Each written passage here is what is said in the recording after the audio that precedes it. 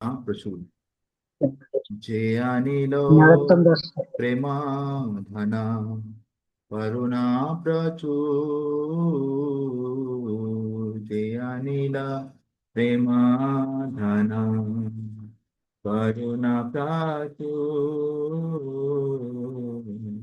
হেন প্রভু কোথা গেলা, আচার্য ঠাকুর।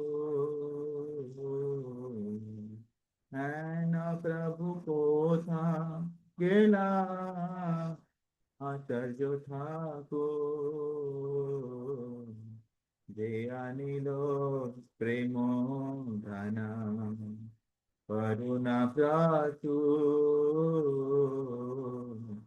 कहाँ मोरा स्वरूप रूपा, कहाँ सनाता, कहाँ मोरा स्वरूप रूपा, कहाँ सनाता, कहाँ दस रघुनाथा, पतित पावन। कहाँ दस रघुनाथा, पतित पावन। कहाँ मोरा भट्ट जुगा, कहाँ को वीरा, कहाँ मोरा भट्ट जुगा, कहाँ को वीरा। एको काले कोथा गेला, पुराण चरा। एको काले कोथा गेला, পুরাণ চরা। পাষাণে কুটিব মাথা, অনলে কষ্টিব। পাষাণে কুটিব মাথা, আনালে পশিব। গৌরাঙ্গ গুণেরা নিধি, কোথা গেলে পাবো। গৌরাঙ্গ গুণেরা নিধি, কোথা গেলে পাবো। সে সাবা সঙ্গীর সঙ্গে, যে কইল বিলাম, সে সব সঙ্গীর সঙ্গে, যে কইল বিলাম।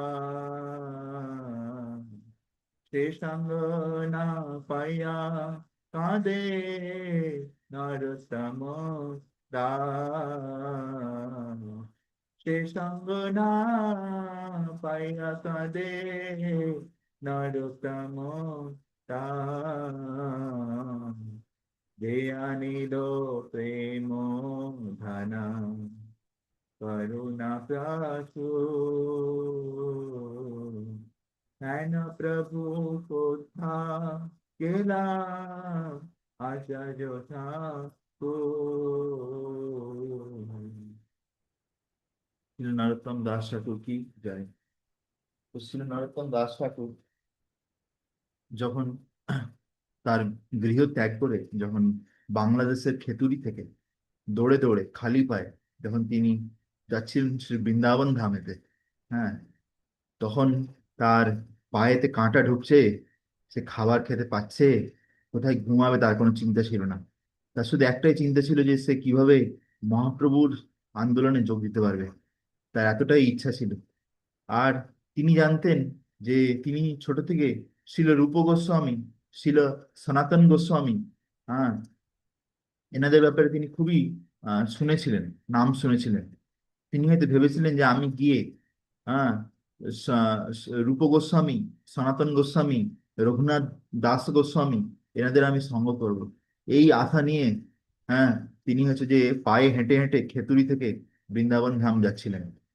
যে তিনি যখন বৃন্দাবন ধামে গেলেন, বৃন্দাবন ধামে গিয়ে খবর পেলেন যে রূপ গোস্বামী অলরেডি নিত্যলীলায় প্রবেশ করে গেছেন, সনাতন গোস্বামী অলরেডি নিত্যলীলায় প্রবেশ করে গেছেন, রঘুনাথ দাস গোস্বামী অলরেডি নিত্যলীলায় প্রবেশ করে গেছেন।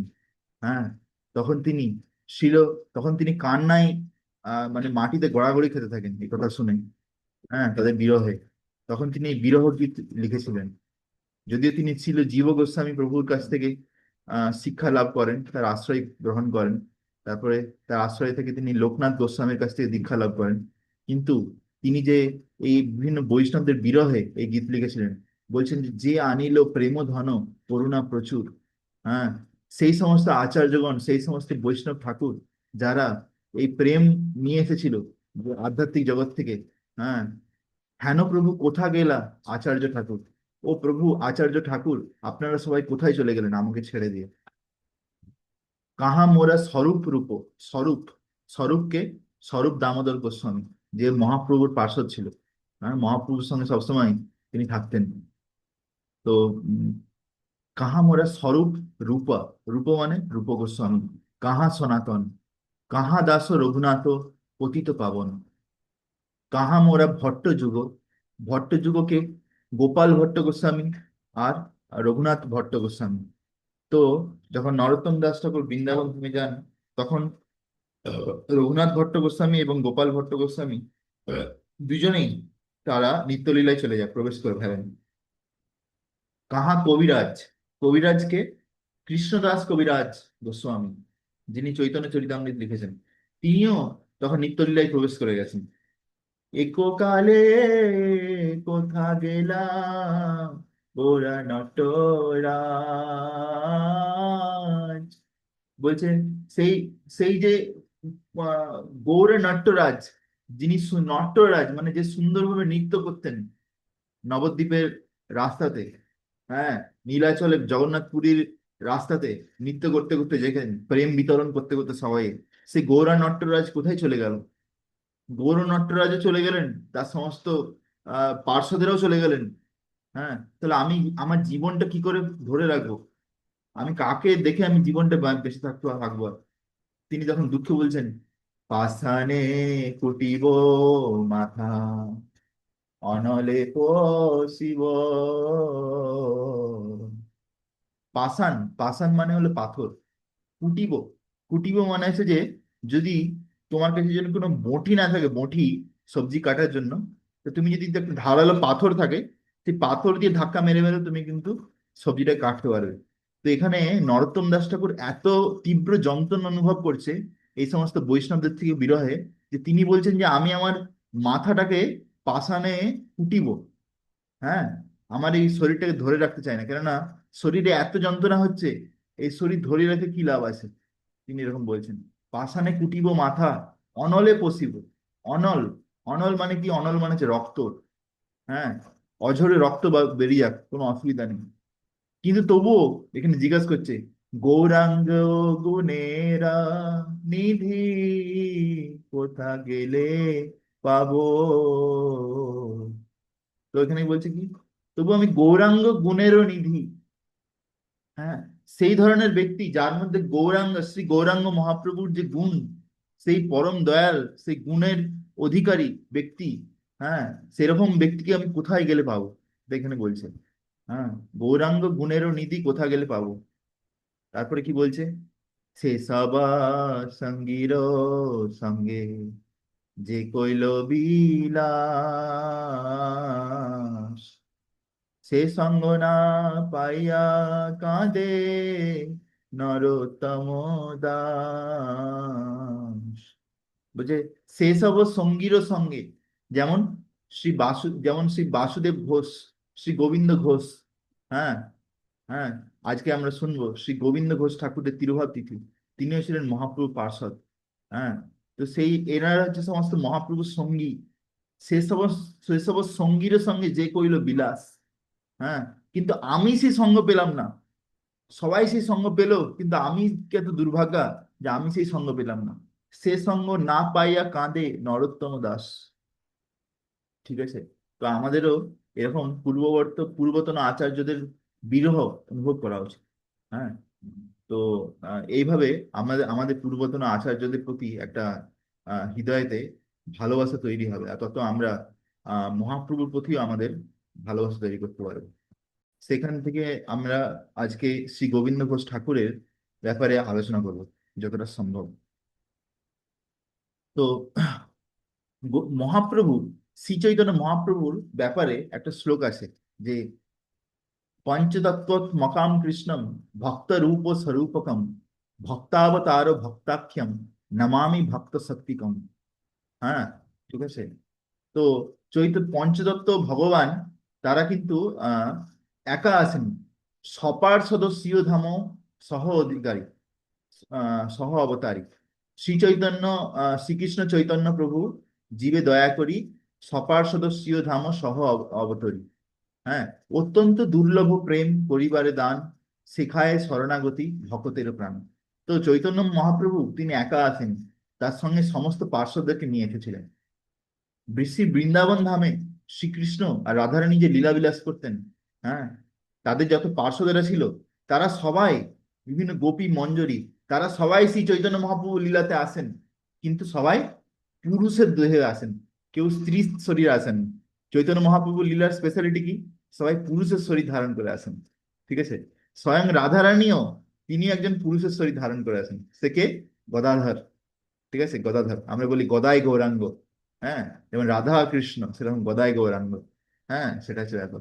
তো সেই জন্যে সেরকম ভাবে দেখতে পাই এখানে গোবিন্দ ঘোষ ঠাকুর, যিনি ঘোষ ঠাকুর নামে পরিচিত, শ্রী চৈতন্য মহাপ্রভুর শিষ্য পরম্পরার একজন ভক্ত ছিলেন। তিনি উত্তর রাঢ়ী বংশের কায়স্থ বংশে জন্মগ্রহণ করেছিলেন। তার শ্রীপাঠ, বাসস্থান এবং উপাসনা স্থল ছিল অগ্রদ্বীপে। তিনি ছিলেন বিখ্যাত বৈষ্ণব কবি বাসুদেব ঘোষের ভাই। তো এনারা তিন ভাই ছিলেন, তিন ঘোষ ভাইয়ের মধ্যে তৃতীয়। অন্যরা হলেন মাধব ঘোষ, বাসুদেব ঘোষ, হ্যাঁ, আর গোবিন্দ ঘোষ, তিনজন ঘোষ। হ্যাঁ, তাহলে কি বললাম? মাধব ঘোষ, বাসুদেব ঘোষ আর গোবিন্দ ঘোষ। বাসুদেব তমলুকে থাকতেন, মাধব ঘোষ দৈনহাটায় থাকতেন এবং গোবিন্দ ঘোষ অগ্রদ্বীপে বাস করতেন। বিশ্বকোষের মতে গোবিন্দ ঘোষ অগ্রদ্বীপের কাছে কাশীপুর বিষ্ণুতলায় বাস করতেন। কেউ কেউ মনে করেন যে তিনি আহ বাসনাবতলে জন্মগ্রহণ করেছিলেন, যেখানে ঘোষ উপাধিকারী কায়স্থ পরিবারগুলি এখনো বাস করেন। চৈতন্য চরিতামৃতে বলা হয়েছে গোবিন্দ ঘোষের উল্লেখ আছে, যিনি দেবতা শ্রী গোপীনাথের প্রতিষ্ঠায় গুরুত্বপূর্ণ ভূমিকা পালন করেছিলেন। হ্যাঁ, তো শ্রী চৈতন্য মহাপ্রভু এবং তার সহযোগীরা নীলাচল থেকে বৃন্দাবনের উদ্দেশ্যে রওনা হওয়ার সময় গোবিন্দ তার সাথে ছিলেন। তো তো আমরা যেরকম জানি যে উম, যে চৈতন্য মহাপ্রভু কিন্তু বৃন্দাবন যাওয়ার জন্য অনেকবার চেষ্টা করেছিলেন। অত সহজে কিন্তু বৃন্দাবন যেতে পারেন না। এই যে আমাদের বিভিন্ন ভক্ত বৃন্দাবন যেতে পারে না বলে কান্না করে, দুঃখ করে যে আমি কবে বৃন্দাবন যাবো, কবে বৃন্দাবন যাবো। সাক্ষাৎ শ্রী চৈতন্য মহাপ্রভু তিনি কতবার চেষ্টা করেছেন বৃন্দাবন যাওয়ার জন্য, তারপরে যে কবে লাস্টে সে বৃন্দাবন যেতে পেরেছেন, কতবার গিয়ে ঘুরে এসেছেন। হ্যাঁ না? তো সেই জন্য আমাদেরকে হাউদাস করা উচিত নয়। তো তো আমাদের পরম্পরাতে এরকম, আমাদের যার কাছ থেকে পরম্পরা শুরু হয়েছে তারই এরকম রেকর্ড আছে। তাহলে আমাদের কথা তো ছেড়ে দিন।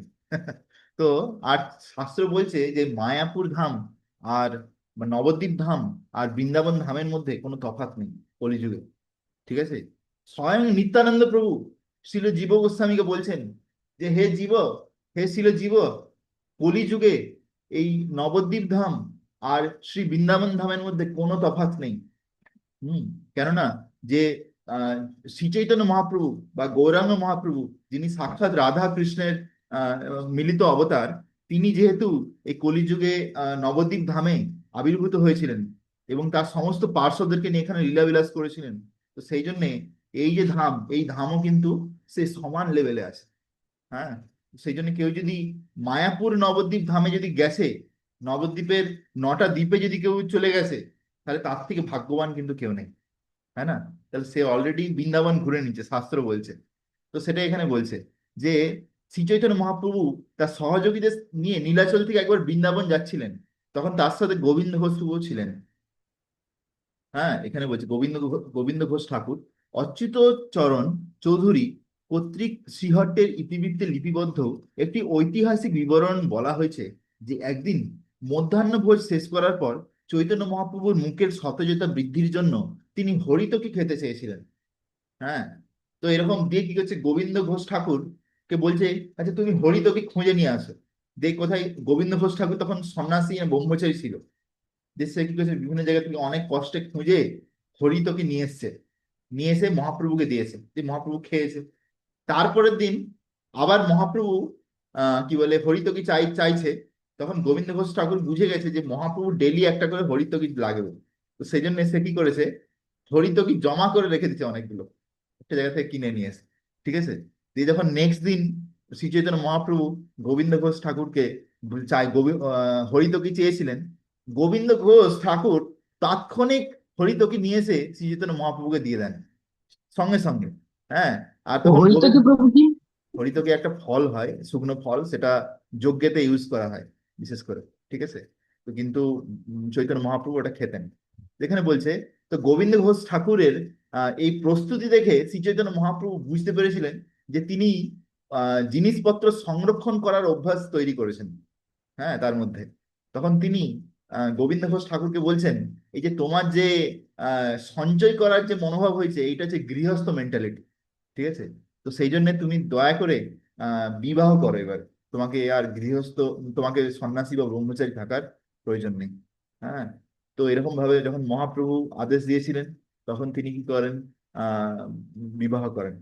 ঠিক আছে, তো এখানে তারপরে বলছে যে কিছুদিন পরে গঙ্গায় স্নান করার সময় গোবিন্দ ঘোষ আহ যখন গোবিন্দ ঘোষ ঠাকুর যখন চৈতন্য মহাপ্রভুর কাছ থেকে চলে আসছিলেন নীলাচল ধাম থেকে, তখন তার খুব কষ্ট হচ্ছিল। কিন্তু যেহেতু মহাপ্রভু তাকে আদেশ দিয়েছিলেন, সেজন্য তিনি ফিরে এসেছিলেন। এবং মহাপ্রভু তাকে এটাও বলেছিলেন যে তোমার কাছে ভগবান সাক্ষাৎ একদিন আসবে। ঠিক আছে, সে শ্রী গোপীনাথজি রূপ ধারণ করে আসবে। সে কিভাবে আসবে সেটা তুমি পরে বুঝতে পারবে, যে সেটা এখানে পরে আসতে চলেছে। কিছুদিন পরে গঙ্গায় স্নান করার সময় গোবিন্দ ঘোষ ঠাকুর একটি ভারী ভাসমান বস্তু তার পিঠে স্পর্শ করতে অনুভব করলেন। সেই রাতে তিনি স্বপ্নে ঐশ্বরিক নির্দেশ পান যে সেই জিনিসটি সাবধানে সংরক্ষণ করতে হবে এবং শ্রীচৈতন্য মহাপ্রভুর আগমনের সময় তাকে তা প্রদান করতে হবে। এটি উদ্ধার করার পর গোবিন্দ ঘোষ ঠাকুর বুঝতে পারেন যে এটি একটি কৃষ্ণ শিলা। পরের দিন সকালে শ্রী চৈতন্য মহাপ্রভু গোবিন্দের বাড়িতে উপস্থিত হন, মানে গোবিন্দ ঘোষ ঠাকুরের বাড়িতে উপস্থিত হন। তাকে নির্দেশ দেন যে একজন শিল্পী দ্বারা এই শিলাটিকে থেকে একটি বিগ্রহ বানাতে তিনি উপদেশ দেন। হ্যাঁ, দিয়ে তারপর কি হয়, যখন তিনি একটি শিল্পীকে ডাকেন, সে এই শিলা থেকে একটি সুন্দর গোপীনাথজির বিগ্রহ প্রতিষ্ঠা করেন। ঠিক আছে, গোপীনাথজি কি চায়। তো আমি এই ছবিটা গোপীনাথজির যে, মানে গোবিন্দ ঘোষ ঠাকুরের যে সেবিত বিগ্রহ গোপীনাথজি, তার ছবিটা আমি গ্রুপে শেয়ার করবো ক্লাসের পরে। দেখবেন খুব সুন্দর লাগবে, অসাধারণ। হ্যাঁ, যার সারা জীবন ধরে গোবিন্দ ঘোষ ঠাকুর সেবা করেছেন, মানে নিজের ছেলের মতন ভাবে সেবা করতেন। বুঝতে পেরেছো, নিজের ছেলের মতন ভাবে। তো এখানে বলছে যে যে ভগবানের আদেশে গোবিন্দ ঘোষ ঠাকুর পরে বিবাহ করেন এবং তার স্ত্রীর সাথে একসাথে উম, সেখানে ভগবানের সেবা তিনি শুরু করেন। ঠিক আছে, তো আমি এবারে এখানে নেক্সট প্যারাতে আসছি। তো এখানে একটা শ্লোক আছে, যে শ্লোকটা আহ ভাগবতম ভাগবতম থেকে নেওয়া হয়েছে, তারপরে চৈতন্য চরিতামৃতে কোট কোট ছিল এটা। কলাবতী রসোল্লাসা গুণতুঙ্গ ব্রজে স্থিতা শ্রী বিশাখা কৃতম গীতম গায়ন্তি স্মাদত মতঃ গোবিন্দ মাধবানন্দ বাসুদেব যথাক্রমে। তো এখানে প্রত্যেকটা যে মহাপ্রভু পার্শ্বদ, তারা কেউ কিন্তু সাধারণ নয়। তারা প্রত্যেকেই কিন্তু তাদের কৃষ্ণলীলায় কেউ না কেউ ছিলেন। যেমন রামানন্দ রায়, যে মহাপ্রভুর একজন খুবই ঘনিষ্ঠ পার্ষদ ছিলেন। হ্যাঁ, তিনি কৃষ্ণলীলাতে গেছিলেন, তিনি ছিলেন বিশাখা সখী, বিশাখা। ঠিক আছে, আর স্বরূপ দামোদর তিনি কৃষ্ণলীলাতে গেছিলেন, ললিতা সখী ছিলেন। ঠিক আছে, তো এইখানে বলছে যে উম, গোবিন্দ, মাধব এবং বাসুদেব ঘোষ তিনি ছিলেন, এই তিনজন ছিলেন ব্রজে তিনজন গোপী। মানে 5,000 বছর আগে কৃষ্ণলীলাতে তিনজন গোপী ছিলেন। তাদের কি কি নাম ছিল? কলাবতী, রসোল্লাসা আর গুণতুঙ্গা।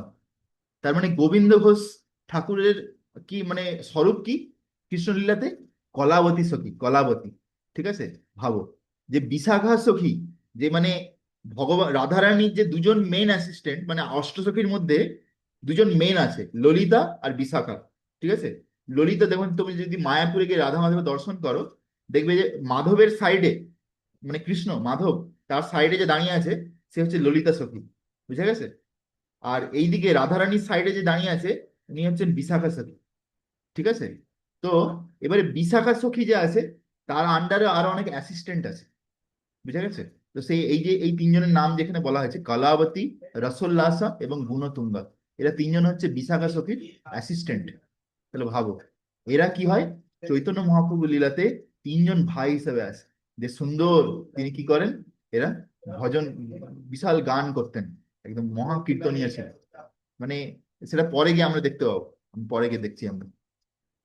তো বলছে যে এনার তিনজন কৃষ্ণলীলাতে কি করতেন, যে বিশাখা সখী বিভিন্ন গান লিখতেন কৃষ্ণের জন্য, রাধারানীর জন্য, ঠিক আছে। তো এই যে কলাবতী, রসোল্লাস আর গুণতুঙ্গা, এরা তিনজন কি করতো, সেই গানগুলো গাইতেন রাধা কৃষ্ণের সামনে। এই তিন ভাই উত্তর রাঢ়ার এক উচ্চবিত্ত কায়স্থ পরিবারে জন্মগ্রহণ করেন। তিনজনেই তাদের কণ্ঠ মিষ্টতার জন্য বিখ্যাত গায়ক, তাদের গলার আওয়াজ অত্যন্ত মিষ্টি ছিল। হ্যাঁ, যেমন আমাদের শ্রীশ্রীমৎ ভক্তিচর সাই মহারাজের গলা কত মিষ্টি ছিল, তো সেরকম গৌরাঙ্গ গুণেরও নিধি কোথা গেলে পাও, তাই না, তিনি হচ্ছে গৌরাঙ্গ গুণেরও নিধি। তো তো এখানে বলছে যে মাধব ঘোষ নিজেকে কীর্তনে নিবেদিত প্রাণ করেছিলেন। পৃথিবীতে তার সমকক্ষ আর কোনো গায়ক ছিল না। তার সম্পর্কে বলা হতো যে তিনি বৃন্দাবনের একজন গায়ক ছিলেন। তিনি নিত্যানন্দ প্রভুর সবচেয়ে প্রিয় গায়ক ছিলেন। তিনি, তার ভাই গোবিন্দ, মাধব এবং বাসুদেব নিত্যানন্দ প্রভু নৃত্যের সময় গান গাইতে শুরু করেছিলেন। তো নিত্যানন্দ প্রভু যখন কীর্তনে নৃত্য করতো, হ্যাঁ, তখন তার কোনো মানে দিবারাত্রি কোনো জ্ঞান থাকতো না, যে কতক্ষণ ধরে ড্যান্স করছি, খাওয়া দাওয়া হয়েছে কি হচ্ছে না তার কোনো ঠিক ছিল না। নিত্যানন্দ প্রভু এমন ভাবে নৃত্য করতো। ওই জন্য বলে না মহাপ্রভু যে আহ মানে নিত্যানন্দ প্রভু যেখানে নৃত্য করছে, আমি সেখানে সবসময় উপস্থিত থাকি, ঠিক আছে। তো সেই নিত্যানন্দ প্রভু যখন নৃত্য করতো, তখন এই তিন ভাই কি করতো, গান গাইতো, আর এদের গান শুনে নিত্যানন্দ প্রভু নৃত্য করতো। হ্যাঁ। তো তারপর বলছে চৈতন্য মহাপ্রভু, নিত্যানন্দ প্রভু তিন ভাই গোবিন্দ, মাধব ও বাসুদেবের কীর্তনে নাচলেন। হ্যাঁ, নিত্যানন্দ যখন প্রচার জন্য গৌড়দেশে ফিরে এলেন, তখন তার সাথে বাসুদেব, মাধব ঘোষ ছিলেন। এদিকে গোবিন্দ মহাপ্রভুর সাথে নীলাচলেই থেকে যান, ঠিক আছে। তারপরে কি হয়, আহ গোবিন্দ ঘোষকেও, ঠাকুরকেও মহাপ্রভু পাঠিয়ে দেন পরে ধীরে ধীরে, ঠিক আছে। তারপরে এখানে আরেকটা নেক্সট প্যারা আছে, সেখান থেকে আমরা পড়ছি। গোবিন্দ ঘোষ ঠাকুর চৈতন্য মহাপ্রভুর শাখাগুলির মধ্যে গণনা করা হয়। মানে একটা ছবি আছে, শিলা প্রভুপাদ একজন শিষ্য এঁকেছেন, ছবিটা খুব সুন্দর, চৈতন্য চৈতামৃতের উপর ভিত্তি করে। তাতে দেখা যায় যে চৈতন্য মহাপ্রভু একটা গাছের মতন, বৃক্ষ, কল্প বৃক্ষ, ঠিক আছে। যে যেমন আমরা বলি না যে অনর্পিত চরিম চিরাত করুণায় অবতীর্ণ কলৌ সমর্পয়িত উন্নত উজ্জ্বল রসাম স্বভক্তি শ্রিয়ম হরি পুরট সুন্দর দ্যুতি কদম্ব সন্দীপিত সদা হৃদয় কন্দরে স্ফুরত বা শ্রী সচিনন্দনা। তো চৈতন্য মহাপ্রভু হচ্ছে একটি কল্প বৃক্ষের মতন, তার অনেক শাখা প্রশাখা আছে, অনেক শাখা প্রশাখা আছে, ঠিক আছে। তার মেন মেন যে শাখা প্রশাখা, তার মধ্যে আছে যেমন ধরো নিন, নিত্যানন্দ প্রভু একটা মেন বড় ডাল, হ্যাঁ না, তারপর অদ্বৈত আচার্য একটা বড় ডাল, তারপর গদাধর একটা বড় ডাল, তারপর শ্রীবাস, শ্রীবাস পণ্ডিত তার একটা বড় ডাল। এবার সেখান থেকে আরো বিভিন্ন ছোট ছোট বড় বড় শাখা প্রশাখা বেরিয়েছে। তার মধ্যেই একজন ছিলেন গোবিন্দ ঘোষ ঠাকুর, ঠিক আছে। তো অবশেষে তিনি অগ্রদ্বীপে বাসুদেব তমলুক এবং মাধব ঘোষ দৈনহাটে বাসস্থান তৈরি করেন। গোবিন্দ ঘোষ ঠাকুর কাশীপুরে বিষ্ণুতলায় অগ্রদ্বীপ থেকে খুব বেশি দূর নয়। কেউ কেউ মনে করেন বৈষ্ণব তলায় তিনি জন্মস্থান। গোবিন্দ ঘোষ শ্রীবাস আঙ্গনে মহাপ্রভুর লীলা, দেখো শ্রীবাস আঙ্গনে যখন মহাপ্রভুর আহ লীলা হতো, ঠিক আছে, সেই সময় কিন্তু গোবিন্দ ঘোষ সেখানে থাকতেন, মানে সেখানে থাকার অধিকারী ছিলেন তিনি। কাজীর বাড়িতে, কাজী মানে কে, চাঁদ কাজী। সে আমরা চাঁদ কাজী সমাধি গেছিলাম, যেখানে একটা নিম গাছ আর একটা গোলক চাপা গাছ আর একসাথে এরকম চাপা ভাবে, ফুলের, চাপা ফুলের। একসাথে এরকম ভাবে জড়িয়ে আছে, ঠিক আছে না। তো সেই যে চাঁদ কাজীর বাড়িতে যখন মহাপ্রভু রাত্রিবেলা সংকীর্তন করে করে গেছিল, তখন সেখানে গোবিন্দ ঘোষ, বাসুদেব ঘোষ আর মাধব ঘোষ, এরা তিনজন সেখানে কীর্তন করছিল। আর মহাপ্রভু আর নিত্যানন্দ প্রভু নৃত্য করছিলেন। ঠিক আছে, এবং রাঘব পণ্ডিতের বাড়িতে অংশগ্রহণ করেছিলেন। হ্যাঁ, তো রাঘব পণ্ডিতের বাড়িতে সেখানেও তিনি বিভিন্ন লীলাতে ছিলেন। রাঘব পণ্ডিতের বাড়িতে আমরা গেছি, কারণ রাঘব পণ্ডিতের বাড়ি হচ্ছে পানিহাটিতে। হ্যাঁ, রথযাত্রা উৎসবের সময় তিনি চতুর্থ কীর্তন কীর্তন দলের প্রধান গায়ক ছিলেন। দেখো, মহাপ্রভু যখন যখন জগন্নাথ পুরীতে যখন রথযাত্রা হতো, তখন সেখানে টোটাল 7টা দল থাকতো, 7টা দল। ঠিক আছে, 7টা দল কিভাবে থাকতো? 4টে দল থাকতো রথের মানে সামনে, রথের সামনে থাকতো 4টে দল, আর রথের দুপাশে থাকতো 2টো দল, আর রথের পিছন দিকে থাকতো একটা দল। বুঝে গেছে? হ্যাঁ, তো তাহলে উম, তো সেইভাবে টোটাল 7টা দল থাকতো। আর মহাপ্রভু নিজেই দলগুলো তৈরি করতেন, তাতে কে গাইবেন, তার সাথে সাথে কে কে রিপিট করবেন, তারপরে কে কি, কে মৃদঙ্গ বাজাবে, কতজন মৃদঙ্গ বাজাবে, কতজন করতাল বাজাবে, কে কে নৃত্য করবে, প্রধান মেন ড্যান্সার কে, এগুলো সব মহাপ্রভু নিজে ডিসাইড করতেন। ঠিক আছে, তো সেখানে বলছে যে হ্যাঁ, যে রথযাত্রা উৎসবের সময় তিনি চতুর্থ যে দল ছিল, ফোর্থ টিম, সেই ফোর্থ টিমেতে প্রধান গায়ক কে ছিল? প্রধান প্রধান গায়ক ছিল গোবিন্দ ঘোষ ঠাকুর। ঠিক আছে, তো সেটা এখানে বলছে গোবিন্দ ঘোষ ঠাকুর প্রধান গায়ক ছিল। আর তার 2 ভাই ছিল, মাধব ঘোষ আর বাসুদেব ঘোষ। তারপরে ছোট হরিদাস ছিল, বিষ্ণু দাস, রাঘব পণ্ডিত ছিল। এরা সবাই ছিল, তার সাথে বিভিন্ন, কেউ করতাল বাজাবে, কেউ মৃদঙ্গ বাজাবে, কেউ রিপিট করবে। আর সেখানে নৃত্য নৃত্য কে করছিল? দেখো, প্রত্যেকটা টিমে একজন স্পেশাল ড্যান্সার ছিল। তো এই টিমের স্পেশাল ড্যান্সার কে ছিল? বক্রেশ্বর পণ্ডিত। বক্রেশ্বর পণ্ডিত হচ্ছে মহাপ্রভুর পার্শ্বদের মধ্যে নৃত্য করার জন্য 1 নম্বর, একদম। ঠিক আছে, মানে যদিও নিত্যানন্দ প্রভুর সাথে পারবে না, নিত্যানন্দ প্রভু তাদের পরে, নিত্যানন্দ প্রভু আর মহাপ্রভুর পরে হচ্ছে বক্রেশ্বর পণ্ডিতের নাম আছে। তো তিনি ছিলেন নৃত্যশিল্পী। মহাপ্রভুর নির্দেশে গোবিন্দ অগ্রদ্বীপে একটি আহ কালো পাথর থেকে গোপীনাথ ভগবানকে প্রকাশ করেছিলেন। মহাপ্রভু তাকে বিবাহের নির্দেশও দিয়েছিলেন। হ্যাঁ, আর গোবিন্দ ঘোষের স্ত্রী ও পুত্র যখন বিবাহ করার পর তার একটা ছেলে হয়েছিল, তার অকাল মৃত্যু হয়ে যায়। স্ত্রীও স্ত্রীও মারা যায়, আর ছেলেও মারা যায়। তো তিনি বড় হওয়ার সাথে সাথে তিনি গোবিন্দ ভাবতে শুরু করলেন যে কে তার শেষকৃত্য করবে। আমি যখন মারা যাব, তখন আমার যে দাহ কর্ম কে করবে? আমার তো দেখার কেউ নেই। হ্যাঁ, কারণ একজনের পক্ষে একটি পুত্র থাকা গুরুত্বপূর্ণ। হ্যাঁ, যে তার হয়ে শ্রাদ্ধ অনুষ্ঠান করতে পারে। হ্যাঁ, তো তখন তিনি, কি হয়েছে, অ্যাকচুয়ালি এখানে সেই জিনিসটা লেখা নেই, সেটা আমি বলছি এখানে। তো তিনি দুঃখ পেয়েছিলেন, খুব দুঃখ পেয়েছিলেন যে ভগবান আমার সঙ্গে কেন এরকম করলো, যে আমি ভগবান এত সেবা করছি, আর আমার ছেলেও মারা গেল, আর স্ত্রীও মারা গেল। হ্যাঁ, স্ত্রী মারা গেল কোনো অসুবিধা নেই, কিন্তু ছেলেটা মারা গেল, তাহলে আমার কে শান্তি শান্তি করবে? আর আমি যখন মারা যাব, তারপরে তো গোপীনাথের দেখার জন্য কেউ থাকবেও না। তাহলে এখন থেকে আমি গোপীনাথের সেবা শেষ করে দিই। হ্যাঁ, গোপীনাথের সেবা করেই বা কি লাভ আছে? তিনি কি করেছিলেন? গোপীনাথের সেবা বন্ধ করে দিয়েছিলেন। ঠিক আছে, তখন কি হয়েছিল, তিনি একটি স্বপ্ন দেখলেন। স্বপ্নে গোপীনাথ এসছে। গোপীনাথ এসে গোবিন্দ ঘোষ ঠাকুরকে বলছে যে তুমি আমার সেবা কেন বন্ধ করে দিয়েছো? তুমি চিন্তা করবে না, আমি তোমার ছেলে হিসাবে থাকবো, আর আমি তোমার ছেলে হিসেবে তোমার শ্রাদ্ধ করবো। আমি তোমার কথা দিচ্ছি। তুমি তুমি আমাকে নিজের ছেলে হিসেবে মনে করো। মানে ভাবো, যে ভগবান গোবিন্দ ঘোষ ঠাকুরকে নিজের ছেলে হিসাবে দেখতে বলছে। তাহলে ভাবো যে কি ভাগ্যবান, হ্যাঁ না? কি ভাগ্যবান ভাবো। তো সেটাই, যে তো তখন গোবিন্দ ঘোষ ঠাকুর গোপীনাথজিকে তার নিজের ছেলের মতন ভাবে দেখতেন। ঠিক আছে, তো তিনি যে পুরো জীবন গোপীনাথজিকে কিন্তু নিজের ছেলের মতন ভাবে ভালোবেসেছেন, সেভাবে কিন্তু তাকে তার সেবা করেছিলেন। হ্যাঁ, তো গোবিন্দ ঘোষের ঠাকুরের যখন শরীর ত্যাগ করেন, তখন গোপীনাথজি কি করেন, স্বয়ং তার বিগ্রহ যেখানে ছিল সিংহাসন, সেখান থেকে বেরিয়ে হাতে কুশগ্রাস ধারণ করে, হ্যাঁ, সাদা কাপড় পরে তিনি গোবিন্দ ঘোষ ঠাকুরের শ্রাদ্ধ শান্তি সবকিছু করেন। ভাবা যায়? ঠিক আছে, তো এখনো পর্যন্ত সেখানে গেলে, অগ্রদ্বীপে যদি কেউ যায়, সেই লীলা শ্রবণ করতে পারে, যে গোপীনাথজি প্রত্যেক বছর, হ্যাঁ, এখনো সেই দিন, যেদিন আজকের দিনে, যে গোবিন্দ ঘোষ ঠাকুরের তিরোভাব তিথি, আজকের দিনে সে সাদা কাপড় পরে নেয় ভগবান গোপীনাথ, আর হাতে একটা কুশগ্রাস বেঁধে নেয়, যেমন বাবা মারা গেলে যেরকম করে। ঠিক আছে, তো গোবিন্দ ঘোষ ঠাকুরের লেখা 2টি গান আমরা এখন দেখবো, এই গানগুলোর মানেগুলো আমরা পড়বো।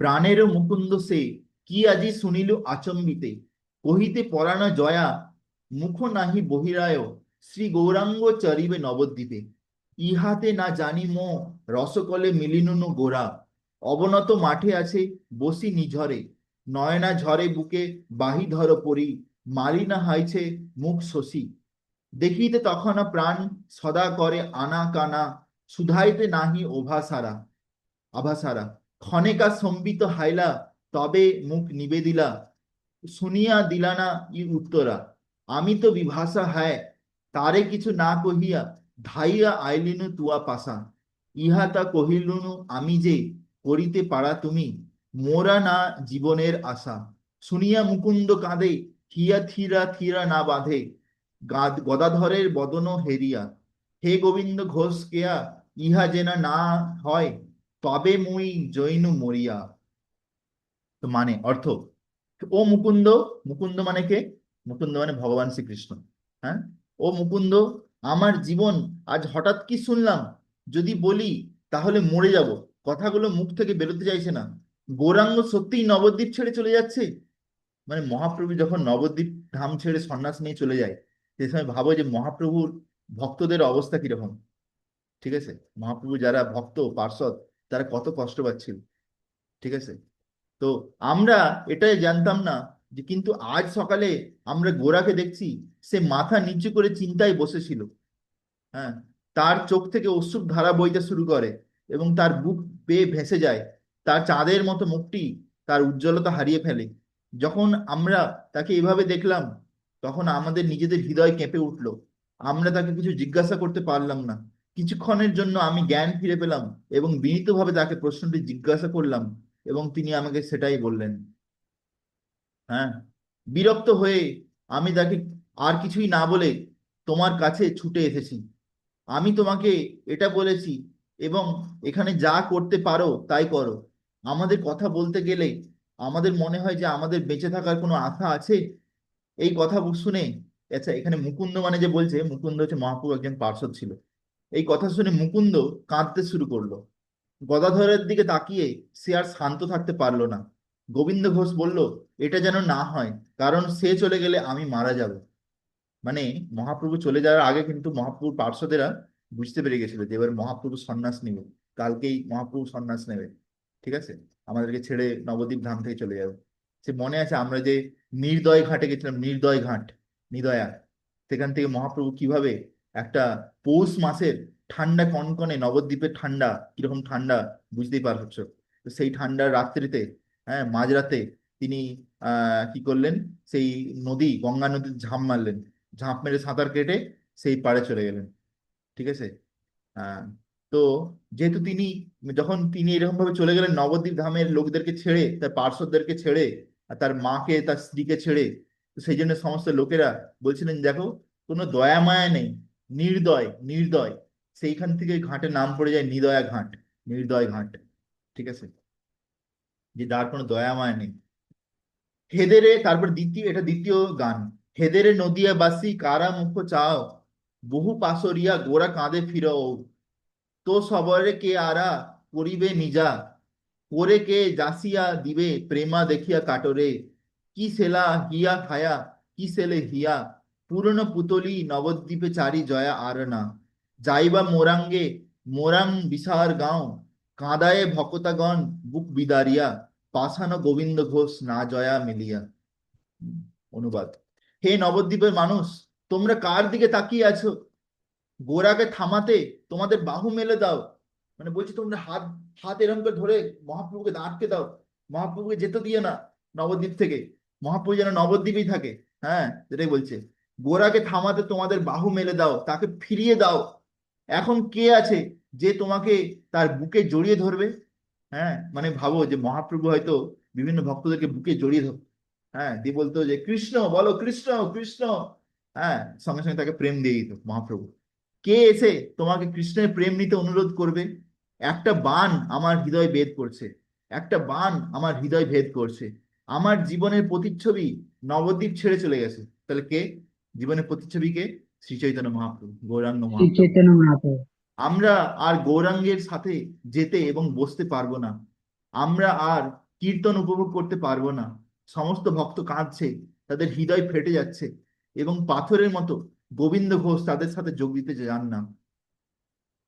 তো এখানে এইভাবে সুন্দর, মানে বুঝতে পারছো যে গোবিন্দ ঘোষের মহাপ্রভুর প্রতি কত ভালোবাসা ছিল।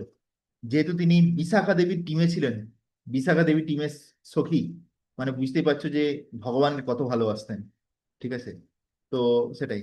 তো এখানে বলছে যে গোবিন্দ ঘোষ ঠাকুর তিরোভাব অন্তর্ধান কারণে ঘোষ ঠাকুর নামে এটাকে ডাকা হতো। গোবিন্দ ঘোষ, মাধব ঘোষ, বাসুদেব ঘোষ, এরা সকলে কিন্তু চমৎকার কীর্তনিয়া ছিলেন। যে সময় চৈতন্য মহাপ্রভু রথযাত্রার সময় ভগবান জগন্নাথের রথের সামনে নৃত্য করতেন, সে সময় ভক্তরা 7টি দলে বিভক্ত হয়ে কীর্তন গাইতেন। সামনে 4টি দল, প্রতিটির রথের পাশে একটি করে, রথের পিছনে একটি করে দল। এই কীর্তনের দলের মধ্যে একটিতে ছিল 3 ভাই ঘোষ, 3 ঘোষ ভাই, চৈতন্য মহাপ্রভু কর্তৃক নেতা নিযুক্ত গোবিন্দ ঘোষের সাথে। গোবিন্দ ঘোষের এক পুত্র ছিল যে অল্প বয়সে দেহত্যাগ করে। তার মৃত্যুর পর গোবিন্দ ঘোষ গোপীনাথ দেবতার সেবা করতেন, তার সেবা বন্ধ করে দেন। গোপীনাথ জিজ্ঞাসা করেন, তুমি কেন থামালে সেবা? আমার সেবা করছিলে। গোবিন্দ ঘোষ উত্তর দিলেন, যেহেতু আমার পুত্র আর নেই, আমার ভাইয়েরা বিভিন্ন স্থানে বাস করে, তাই আমার পরে আপনার সেবা চালিয়ে যাওয়ার জন্য কেউ নেই। আমার সেবা করার, আমার শেষকৃত্য সম্পাদন করার জন্য কেউ নেই। আমি এই দেহ ত্যাগ করার পরে আপনার সেবা বন্ধ হয়েই যাবে। এই বিবেচনা করে আমি এখন থেকে সেবা বন্ধ করে দিয়েছি।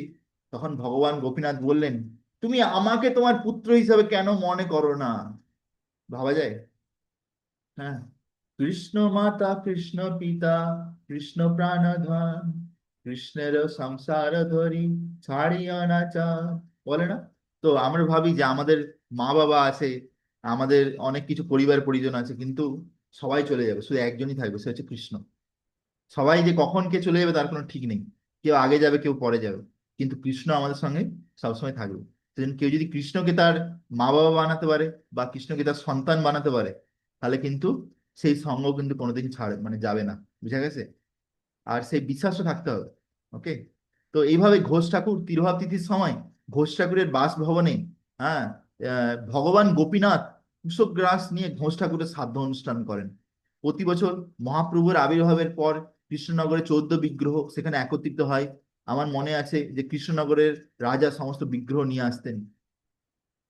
ঘোষ ঠাকুরের ঘটনা থেকে আমরা বুঝতে পারি, এই লাইনটা ভালো করে শুনবো, যে ভগবান তার ভক্তদের প্রতি কতটা অনুগত। বুঝা গেছে?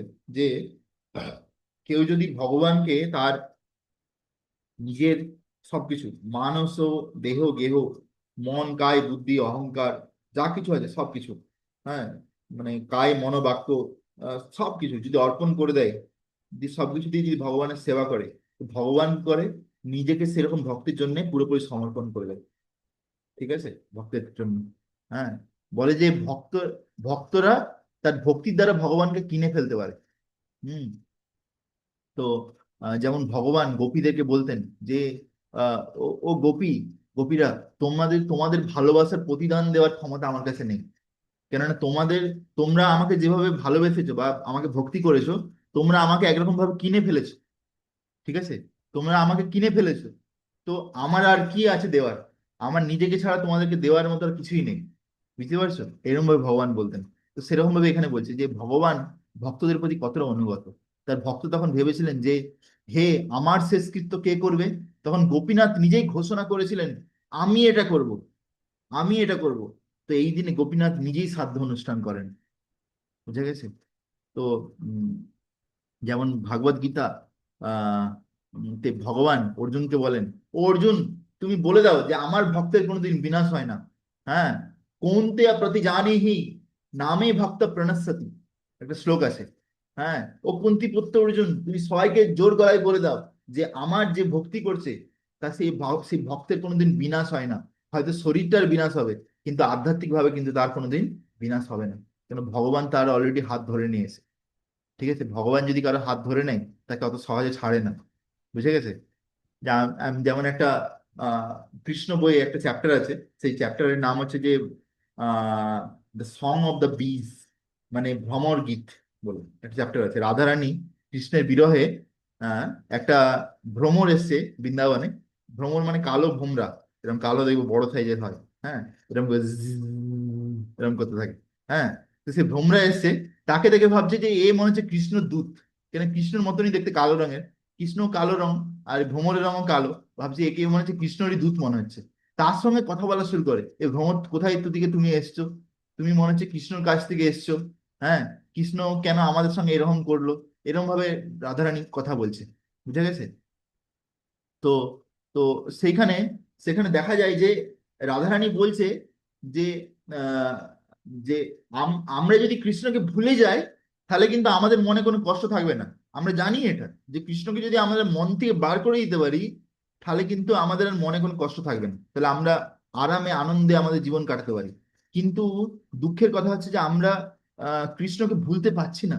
আমরা অনেক চেষ্টা করছি, কিন্তু তবুও আমরা কৃষ্ণকে ভুলতে পারছি না, এরকম রাধারানী বলছে। ঠিক আছে? তো মানে ভক্তিতে একবার এসে গেলে আমরা চেষ্টা করলেও আমরা ভগবানকে ভুলতে পারবো না, একবার ভগবান যখন আমাদেরকে ধরে নেয়। বুঝা গেছে? তো সেই জন্য আমরা আজ গোবিন্দ ঘোষ ঠাকুরের অন্তর্ধান দিবসে গোবিন্দ ঘোষ ঠাকুরের চরণ কমলের কাছে প্রার্থনা করি যে যদি আমরাও ভগবানের চরণ কমলের প্রতি তার মতো দৃঢ় বিশ্বাস এবং সম্পূর্ণ আত্মসমর্পণ গড়ে তুলতে পারি, তাহলে আমাদের মানব জন্ম সফল হবে। ওকে। শ্রী গোবিন্দ ঘোষ ঠাকুর কি জয়। শ্রী চৈতন্য মহাপ্রভু কি জয়। সমবেত গৌর ভক্তবৃন্দ কি জয়। নিতাই গৌর প্রেমানন্দে। হরে হরে। হরে কৃষ্ণ। তো এইটা, এটা কি রেকর্ডিং হয়েছে? তো দেখো রেকর্ডিং কি অন আছে? আচ্ছা, এটা আমি অপশন দেখতে পাচ্ছি না। অন আছে, অন আছে bro।